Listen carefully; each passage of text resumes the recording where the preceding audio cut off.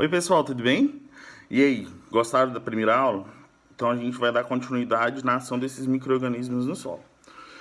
Hoje a gente vai falar de uns micro-organismos específicos, que são os fungos, né? Então qual que é a importância dos fungos no solo? Vamos lá?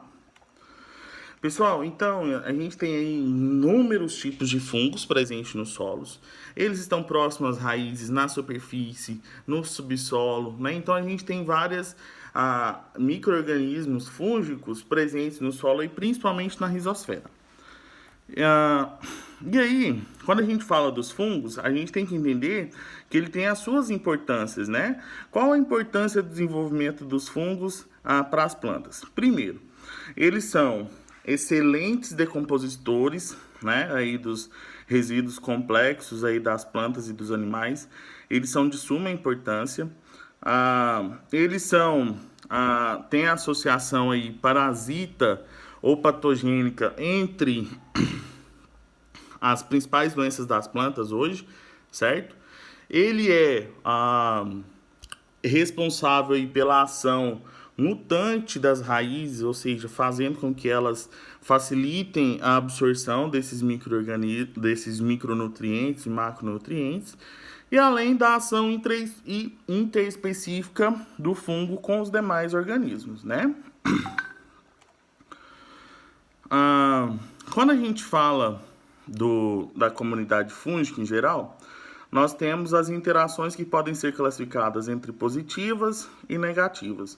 As positivas é quando elas surgem um benefício para as plantas e para elas mesmas. E os negativos são quando surgem positivos somente para eles e causando negativo para outro micro-organismo. A gente vai ver que os fungos eles têm ações nutritivas e não nutritivas, né? Então, por exemplo, eles vão colonizar um hospedeiro, ele se torna uma ação nutritiva para o micro-organismo. E não nutritiva é quando ele não se beneficia daquela ação. Quando a gente fala de micro-organismos no solo, os fungos em geral, a gente tem que entender que eles formam hifas, né, que formam aquelas teias no solo, vamos dizer assim, formam exudados, né, que associam-se com as plantas, tornando o crescimento interessante das plantas. E aí, a gente tem algumas formas de interações não nutritivas, negativas, entre fungos do solo. Então vamos lá, a gente tem um antagonismo, ou seja, que um micro-organismo vai inibir o desenvolvimento do outro. Por exemplo, o tricoderma com a esclerotina, que é o mofo branco, é um caso de antagonismo, que acontece também naturalmente. E o agonismo, que é quando ele se assemelha à ação do micro-organismo, do outro fungo e assim por diante. Quando a gente fala desses fungos, eu gostaria de ressaltar para vocês algo que a gente já tinha conversado em sala. Como o mercado, né, biológico, ele é de suma importância. E aí, nessa aula de hoje, vocês vão entender a importância dos fungos do solo, tá bom?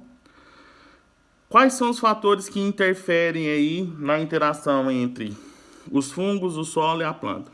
Os fatores bióticos e os abióticos. Então, a gente tem os fatores abióticos: substrato, pH, potencial hídrico, pressão, CO2, essas coisas que interferem. E a biótica é a ação dos outros micro-organismos, tá bom? Pessoal, nessa aula vocês ainda têm muito conteúdo para ler, né? Qualquer dúvida, eu estou à disposição de vocês, é só chamar. Grande abraço.